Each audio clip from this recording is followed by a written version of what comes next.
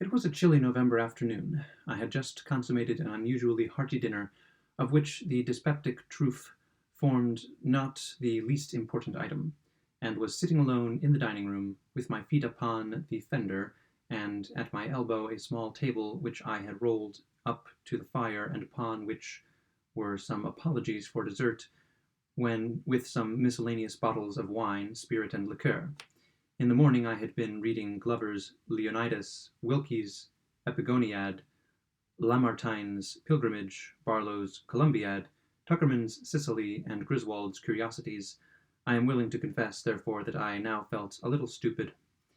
I made effort to arouse myself by aid of frequent Lafitte, and, all failing, I betook myself to a stray newspaper in despair, having carefully perused the column of houses to let, and the column of dogs lost, and then the two columns of wives and apprentices run away. I attacked with great resolution the editorial matter, and reading it from beginning to end without understanding a syllable, conceived the possibility of its being Chinese, and so reread it from the end to the beginning, but with no more satisfactory result. I was about throwing away in disgust this folio of 4 pages happy work which not even poets criticize, when I felt my attention somewhat aroused by the paragraph which follows. The avenues to death are numerous and strange. A London paper mentions the decease of a person from a singular cause. He was playing at Puff the Dart, which is played with a long needle inserted in some worsted and blown at a target through a tin tube. He placed the needle at the wrong end of the tube, and, drawing his breath strongly to puff the dart forward with force, drew the needle into his throat. It entered his lungs, and in a few days killed him. Upon seeing this, I fell into a great rage, without exactly knowing why. "This thing," I exclaimed, "is a contemptible falsehood, a poor hoax, the lees of the invention of some pitiable penny-liner, some wretched concoctor of accidents in cocaine." These fellows, knowing the extravagant gullibility of the age, set their wits to work in the imagination of improbable possibilities, of odd accidents, as they term them. But to a reflecting intellect like mine, I added, in parentheses, putting my forefinger unconsciously to the side of my nose, to a contemplative understanding such as I myself possess, it seems evident at once that the marvelous increase of late in these odd accidents is by far the oddest accident of all.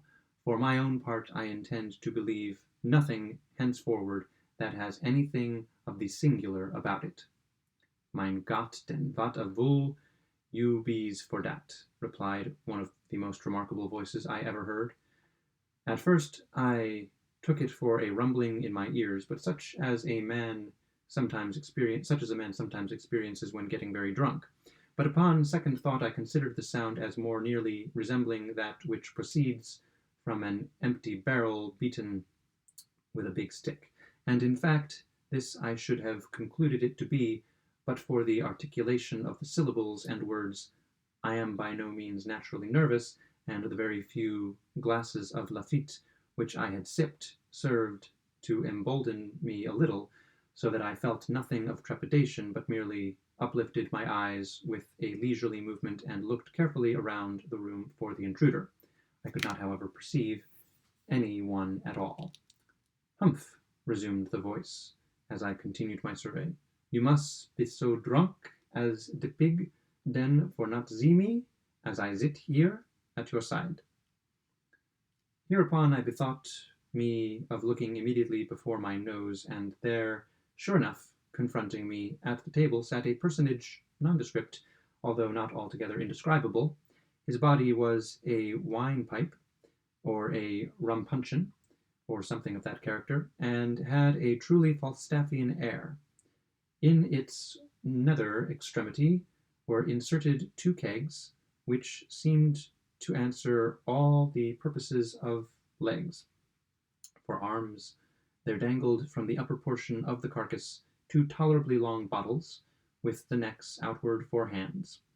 All the head that I saw the monster possessed of was one of those Hessian canteens which resemble a large snuff-box with a hole in the middle of the lid.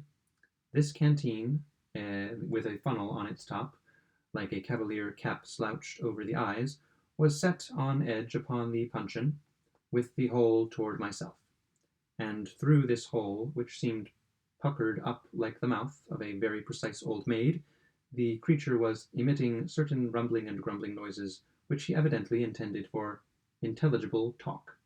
"I say," said he, "you must be drunk as the pig, for zit there, and not see me, zit here. And I say, do, you must be bigger fool as the goose, for to disbelief what is print, the print, to is the truth that it is, every word of it." "Who are you, pray?" said I, with much dignity, although somewhat puzzled. "How did you get here, and what is it you are talking about?"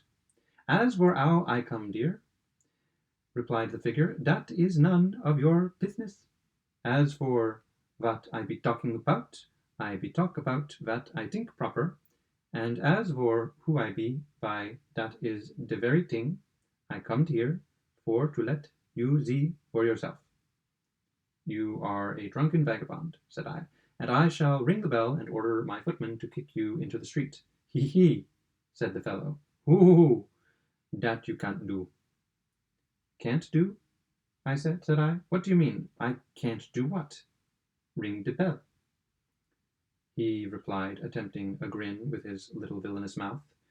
Upon this I made an effort to get up in order to put my threat into execution, but the ruffian just reached across the table very deliberately, and hitting me a tap on the forehead with the neck of one of the long bottles, knocked me back into the armchair from which I had half arisen. I was utterly astounded, and for a moment was quite at a loss what to do. In the meantime he continued his talk. "You see," said he, "it is the best. Vor zit still, and now you shall know who I be. Look at me. See, I am the angel of the odd." "And odd enough too," I ventured to reply, but I was always under the impression that an angel had wings. "To wing," he cried, highly incensed. "What I do mit to wing? Mein Gott, do you take me for a chicken?" "No.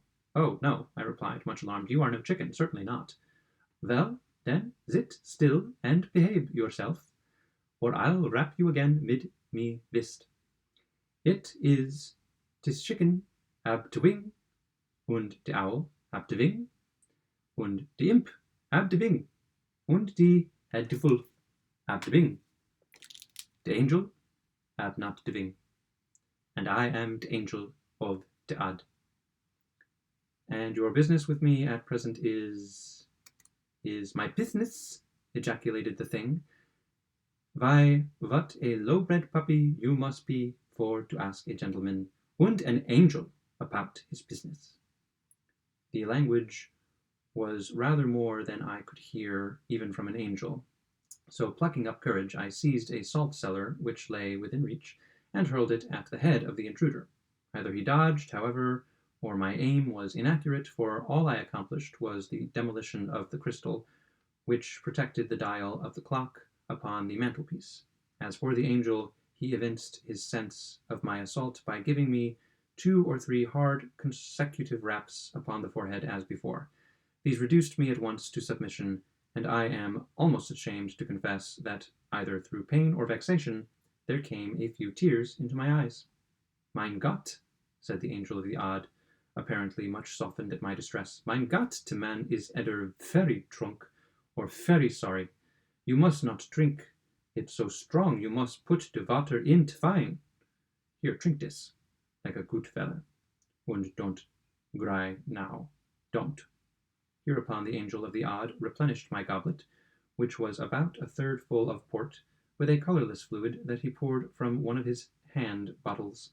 I observed that these bottles had labels about their necks, and that these labels were inscribed Kirschenwasser. The considerate kindness of the angel mollified me in no little measure, and, aided by the water with which he diluted my port more than once, I at length regained sufficient temper to listen to his very extraordinary discourse. I cannot pretend to recount all that he told me, but I gleaned from what he said that he was the genius who presided over the contretemps of mankind, and whose business it was to bring about the odd accidents which are continually astonishing the skeptic. Once or twice, upon my venturing to express my total incredulity in respect to his pretensions, he grew very angry indeed, so that at length I considered it the wiser policy to say nothing at all, and let him have his own way. He talked on, therefore, at great length, while I merely leaned back in my chair with my eyes shut, and amused myself with munching raisins and filliping the stems about the room.